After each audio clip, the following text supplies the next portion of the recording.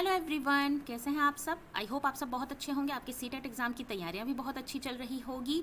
मैं निर्मला साहू स्वागत करती हूं आप सभी का अपने यूट्यूब चैनल नीरूज लर्निंग हब पे, जहां पे मैं आपको सीटेट की पेडागोजी और कंटेंट के हर सब्जेक्ट की तैयारी करवाती हूं।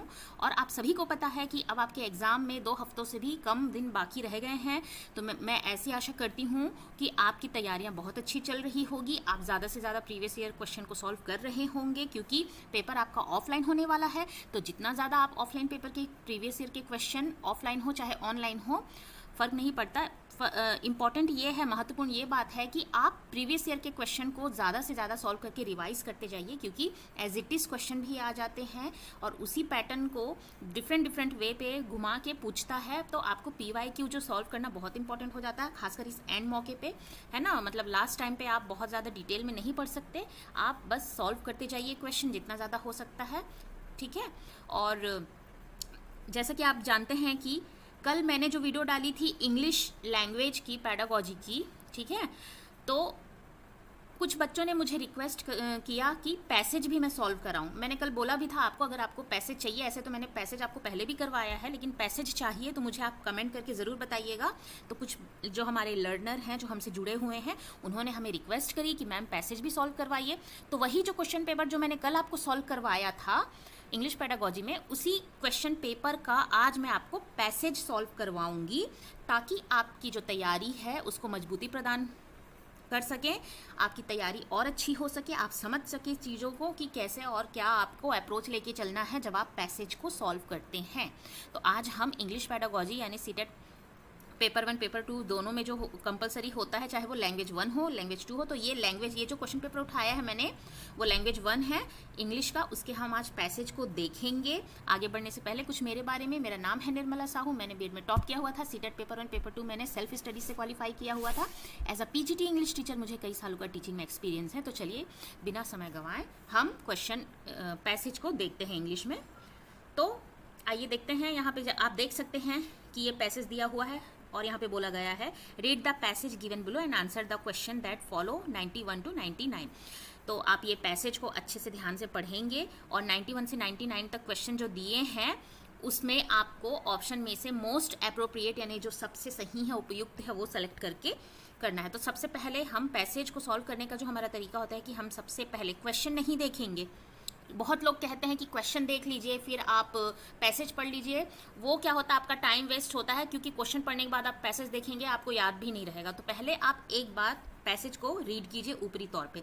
तो क्योंकि आप अब जब एग्जाम में सॉल्व करेंगे तो आप एक बार सरसरी तौर पे उसे पढ़ेंगे।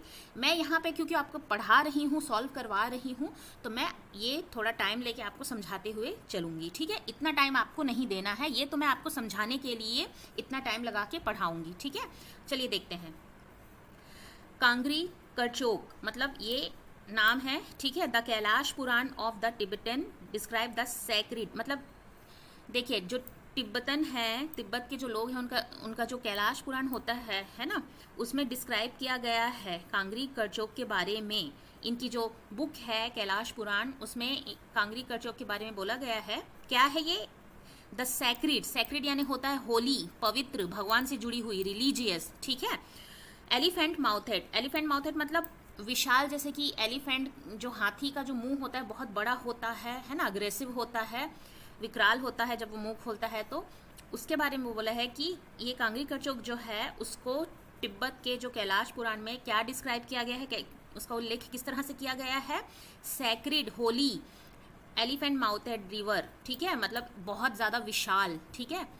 और लांगचेन खम्बब, और क्या उसका नाम है? Langchen Khambab, as a long and extensive river. Long यानी आप समझते हैं लंबा, एक्सटेंसिव यानी बहुत फैला हुआ, खूब दूर तक फैला हुआ, लंबाई में भी, चौड़ाई में भी और फैलाव में भी।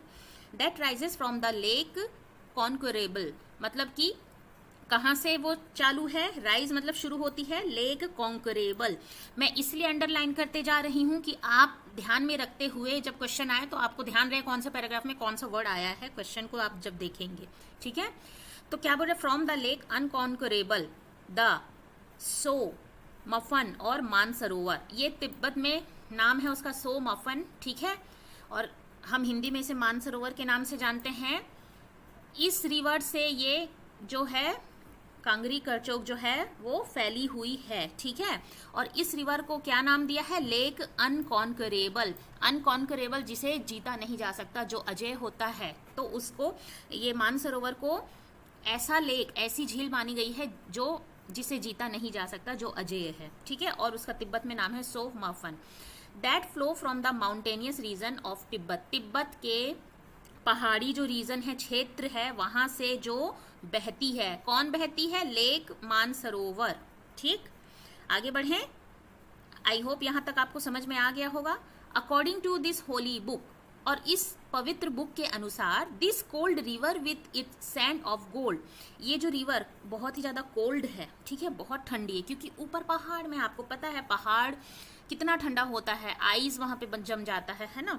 तो मतलब जैसे आप ग्लेशियर वगैरह को भी देखते हैं, पानी जम जाता है, ग्लेशियर बन जाता है, कारण ठंड के कारण।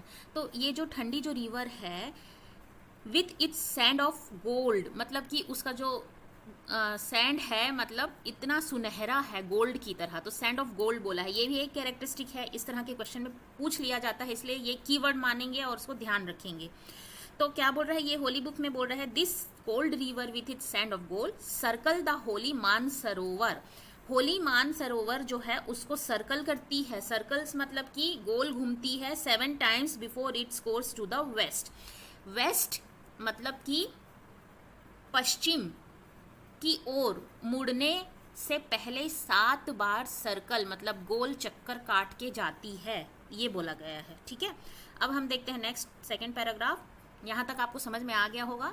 The Langchen Khambab flow, Langchen Khambab flow होती है मतलब बहती है, flow down from the red colour mountain. कहाँ से नीचे बहते हुए जाती है? Red colour mountain of the Kanglung Kangri glacier.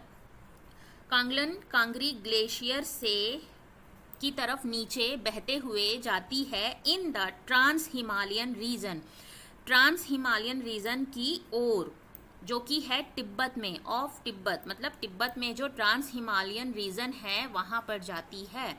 Channelling its way through the earth forest, और अपना रास्ता कहाँ से बनाते हुए? चैनलिंग यानी रास्ता बनाते हुए कहाँ से जाती है? Earth forest of Tholing and Sparang. Tholing और स्पारंग जो है वहाँ का जो अर्थ, जो फॉरेस्ट जिसका नाम है अर्थ फॉरेस्ट, मतलब कि जो पृथ्वी में जो फॉरेस्ट है जिसका नाम है थोलिंग और स्पारंग, वहां जाती है रास्ता बनाते हुए। ऑफ द गुगी किंगडम, और ये जो एरिया है कहाँ आता है, कौन से क्षेत्र में आता है? गुगी किंगडम, ठीक है, राज्य में।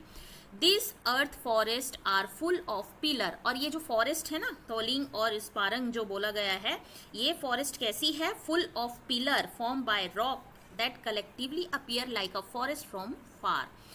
किससे बनी हुई है ये फॉरेस्ट? ये जो जंगल है किससे बनी हुई है? पिलर यानी कि खंभा, फॉर्म्ड बाय रॉक मतलब कि चट्टानों के जो खंबे होते हैं उससे बनी हुई है, और दूर से ऐसी लगती है एकदम घना जंगल की तरह दिखता है जब आप बहुत दूर से उसको देखते हैं, तो ये बोला है।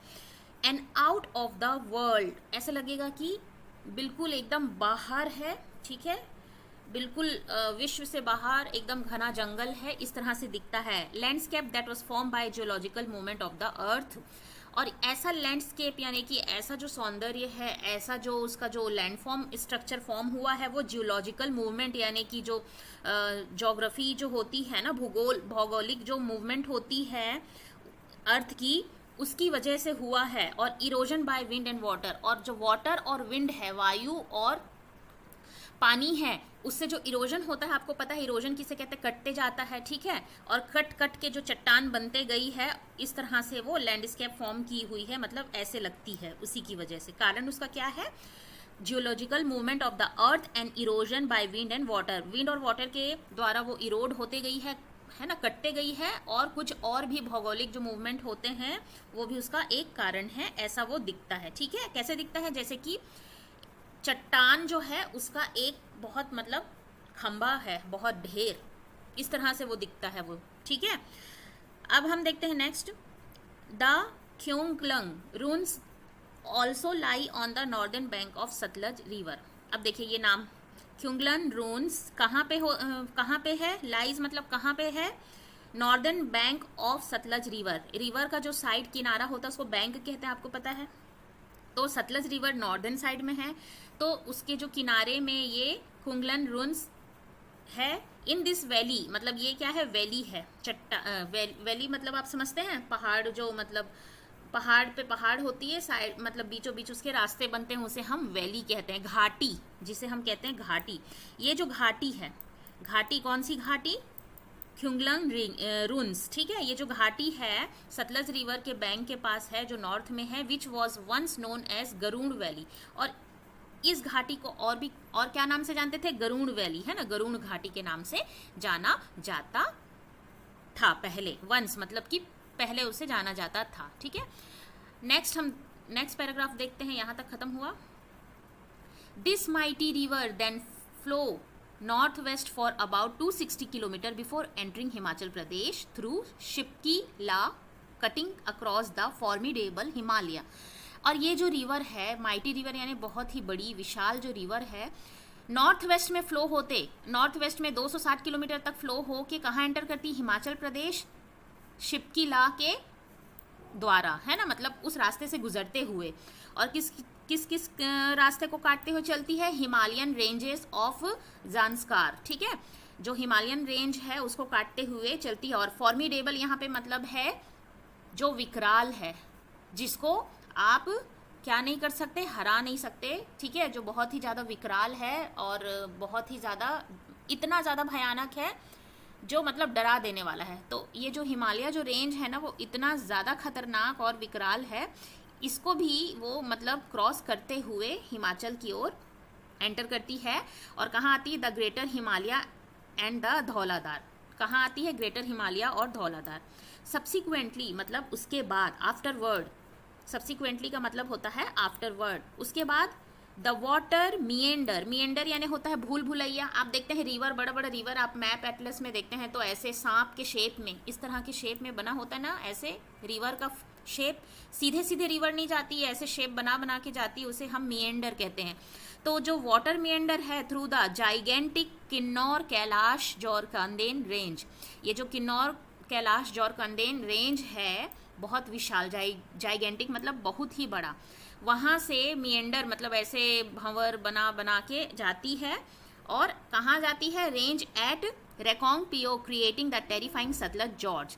और कहाँ से गुजरती हुई जाती है, रेकोंग पियो, और वहाँ से वो क्या करती है, टेरिफाइंग यानी डरा देने वाली जो जॉर्ज होती है ना सतलज की, वो बनाती है। जॉर्ज यानी कि एक तरह का खाई, ठीक है। तो रिवर का मतलब ये सतलज रिवर के पास ये खाई बनाते हुए जाती है, और वो खाई इतनी ज़्यादा डरावनी है कि कहा नहीं जा सकता। Then it stream into Shimla, और उसके बाद वो खाई पे जब गिरती है, उसके बाद वो छोटे छोटे स्ट्रीम यानी कि झरने के तौर पे कहाँ गिरती है, शिमला, कुल्लू, मंडी, बिलासपुर। ये जगह है हिमाचल का, आपको पता है, शिमला, कुल्लू, मंडी, बिलासपुर, ये हिमाचल प्रदेश में जगह है। और आपको पता है शिमला और ये कुल्लू, ये सब जो है हिल स्टेशन है ना। चलिए नेक्स्ट हम देखते हैं। And is responsible for the rich cultivation of grape, Apple, apricot all along it's bank. Bank यानी रिवर का किनारा, रिवर के किनारे में जितना भी खेती किया जाता है, ग्रेप्स, एप्पल, एप्रिकॉट, इसी रिवर, इसी विशाल जो रिवर जो कट के इतने दूर यहाँ वहाँ से करते स्ट्रीम बना के ये यहाँ तक आई है, ठीक है। शिमला, कुल्लू, मंडी, बिलासपुर, इस सब में यहाँ आसपास जो एरिया में कल्टीवेशन मतलब कि खेती किया जाता है, किस किस के चीज़ों का, ग्रेप, एप्पल, एप्रिकॉट, ठीक है, ये सब की जो फ्रूट्स की खेती की जाती है उसके लिए यही रिवर रिस्पॉन्सिबल है, ठीक है, क्योंकि ये बहुत ही ज़्यादा रिच है। रिच यानी कि प्रचुर मात्रा में मिनरल्स हैं इसके अंतर्गत, बहुत ही ज़्यादा फर्टाइल है, उपजाऊ है। After its confluence with the river Spiti at Khab, it is known as Sutlej. अब ये क्या होता है, मिल जाना, संगम, कन्फ्लुएंस का मतलब होता है संगम। जब ये आफ्टर इट्स कन्फ्लुएंस मतलब संगम होने के बाद, कहाँ संगम होती है, रिवर स्पीति एट खाब, खाब जो एक प्लेस है वहाँ पे जो रिवर स्पीति है वहाँ पे ये संगम होता है इस रिवर का। और किस नाम से जाना जाता है, सतलज के नाम से जाना जाता है उस रिवर को। It is 1448 kilometre in length, और उसकी लंबाई कितनी है, 1448, making it the longest among the 5 river of Punjab. जो पंजाब के जो 5 रिवर हैं उनमें से सबसे लंबी रिवर ये बनती है। एक्सटेंसिवली यूज्ड फॉर इरिगेशन, बहुत ही ज़्यादा इरिगेशन यानी सिंचाई के लिए इस रिवर का इस्तेमाल किया जाता है उस एरिया में, क्योंकि खेती होती है ना। It is topographically divided into the upper Sutlej basin and lower Sutlej basin. और टोपोग्राफिकली यानी कि मतलब भौगोलिक रूप से वो ट्रॉपिकल जो जगह क्षेत्र है उसमें दो भाग में डिवाइड है, अपर सतलज बेसिन और लोअर सतलज बेसिन, ठीक है। It leaves the Himachal boundary to enter the plain of Punjab, और इसी के माध्यम से क्या करता है, पंजाब में हिमाचल बाउंड्री के माध्यम से पंजाब में एंटर करती है एट द भाखड़ा डैम। कहाँ पे एंटर करती है, भाखड़ा डैम में, पंजाब का the second highest gravity dam, जो कि सेकेंड हाईएस्ट ग्रेविटी डैम है and major point of water supply and electricity generation for the north of India, ठीक है। नॉर्थ इंडिया का सबसे ज़्यादा हाईएस्ट इलेक्ट्रिसिटी जनरेशन करने वाला और वाटर सप्लाई देने वाला ये भाखड़ा डैम है पंजाब का, ठीक है। तो इस तरह से आपका ये पैराग्राफ ख़त्म हुआ मेरा समझाना। आई होप आपको समझ में आया हो। फिर भी कोई डाउट हो, कहीं पे कुछ रह गया हो तो आप कमेंट करके ज़रूर बोलेंगे। अब हम क्वेश्चंस को देख लेते हैं। What makes the earth forest of Tholing and Sparang look amazing. अब ये हमने फर्स्ट पैराग्राफ में देखा था, यहाँ पर ये देखिए थोलिंग एंड स्पारंग, इसलिए मैंने आपको अंडरलाइन करवाया था ताकि क्वेश्चन आए तो आपको कीवर्ड से पता चल जाए। तो क्या मतलब थोलिंग और स्पारंग जो है उसको अमेजिंग बनाने के लिए क्या ऐसी चीज है, तो ये यहाँ पे क्या बोल रहा है, pillar form by rocks are collectively appear like a forest from far. तो यहाँ पे ऑप्शन में देख लेते हैं क्या दिया, the ruins of the bank नहीं, अबंडेंस ऑफ फ्लोरा फौना नहीं, cool breeze that make feel people drowsy ये भी नहीं है, pillar form by the rock. देखिए यहाँ पे दिया हुआ है pillar form by the rock collectively appear like a forest from afar. तो यही बात कही गई है जिसकी वजह से थोलिंग और स्पारंग जो है अमेजिंग लगता है, बहुत खूबसूरत लगता है। यहाँ पे बोला है ना, ये जो ऐसा लैंडस्केप जो बनता है वो जियोलॉजिकल मूवमेंट के कारण होता है, erosion of wind and water की वजह से होता है। तो सुंदरता जो इसकी है अमेजिंग, मतलब लैंडस्केप जो बनती है अमेजिंग लगती है, उसका कारण यही है कि ये pillar form by the rock and resembling a forest. Next हम देख लेते हैं 92 सेकेंड नंबर इसका question. Langchen Khambab is a boon for the north of India because. देखिए लांगचेन खम्बब ये कहाँ पे देखा था हमने, यहाँ पर देखा था, यहाँ कहीं पे देखा था ना हमने।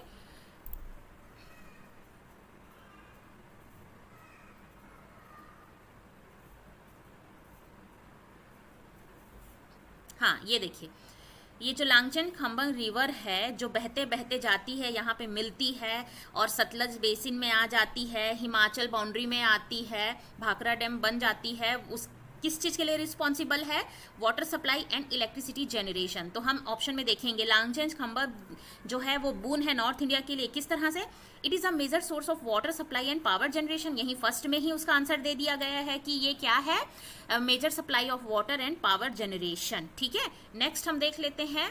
तो देखिए समझना है आपको, आप सोचेंगे लांगचेन खम्बम तो यहाँ पे तो सतलज रिवर की बात की जा रही, लांगचेन खम्बम नहीं है, लेकिन यही रिवर है जो बहते बहते कटते इधर उधर क्रॉस करते करते आके ये कहाँ आई, पंजाब में आई है ना, और भाखड़ा डैम बन के पूरा सींच रही है और इसी से ही वाटर सप्लाई हो रहा है और पावर जनरेशन भी हो रहा है।